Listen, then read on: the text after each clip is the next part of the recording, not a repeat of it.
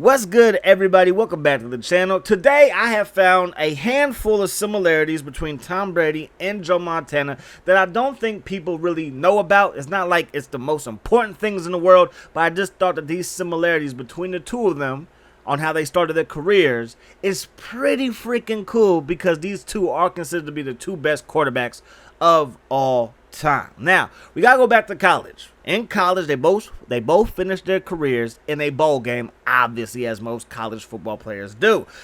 Joe Montana played in the Cotton Bowl with Notre Dame. They beat Houston, but they had to come back. Joe Montana would lead the game with flu-like symptoms. He had the chills. They gave him some chicken noodle soup or whatever, and it warmed his temperature back up. He felt better. He comes back into the ball game late in the second half. They are down 34-12, and Joe Montana leads an epic comeback, and they win the game 35-34. Tom Brady in the year 2000 would play against Alabama in the Orange Bowl, Michigan versus Alabama, and Michigan would win the game after trailing late in the ball game 28-14, and Michigan would win the game in overtime. So that's similarity number one. Now, they will both be late round draft picks, but that's not really a similarity, because we know the travesty that was Tom Brady. There was 6 quarterbacks. 5 of them you really can't even mention. Okay, the other one was Chad Pennington, who was a decent quarterback when healthy. Joe Montana, I couldn't tell you who was drafted ahead of him as far as quarterbacks are concerned, but we're not really going to focus on that. What we are going to focus on is the fact that when they were both in their second years as the full-time starter, so Joe Montana's 4th year technically, and Tom Brady's 3rd year technically, they both led the league in passing TDs. Now, technically, Joe Montana was tied for the lead, but we're not going to nitpick, okay? They were both the top guy when it came to passing TDs. Joe Montana, it was in a striking certain season. He played 9 games out of 9 games. He threw 17 touchdown passes. And then, of course, the homie Tom Brady, I believe he threw 28 touchdown passes his second season as a starter. To lead the NFL. All right. Similarity number 3. Their first Super Bowl. And there's a couple similarities here. Similarity number 1 for similarity number 3 is the fact that they both beat the MVP of the league. Joe Montana was headed to his first Super Bowl, taking on the Cincinnati Bengals. The Cincinnati Bengals quarterback was Ken Anderson. He had just won the MVP for that season, and of course the Niners beat the Bengals in that Super Bowl. Kurt Warner, he won the MVP the same year that he faced Tom Brady in the Super Bowl, and of course Tom Brady led an epic comeback drive to get the job done again. Well, not again. It was his first one, so not again. But you know what I'm saying, okay? He did it. So similarity number 3 is that they both beat MVP quarterbacks. And they both won the Super Bowl MVP by throwing just 1 touchdown pass. Joe Montana threw 1 touchdown pass. And Joe Montana threw for less than 200 yards. And Tom Brady, he threw for 1 touchdown pass. And he threw for less than 200 yards in that game. But they both won Super Bowl MVPs that year, or for their respective Super Bowls. You know what I'm trying to say, don't judge me. So, similarity number 4. Tom Brady and Joe Montana have played in multiple Super Bowls.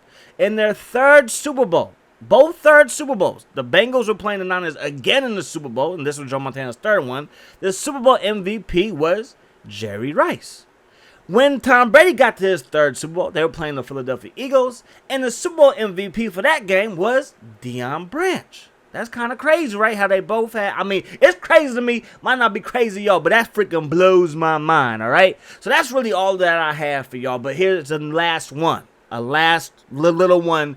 Is not really to start their careers, but during the meat and potato of their careers, and maybe you could say towards Joe Montana's end of his career, they both got defeated by the Giants multiple times when the Super Bowl was on the line. Now, of course, the Niners, they played the Giants in the playoffs and not the Super Bowl. But in 1986, in the divisional round, the Giants beat the Niners. Now, the Giants were the home team, so quite possibly they would have been the favorites.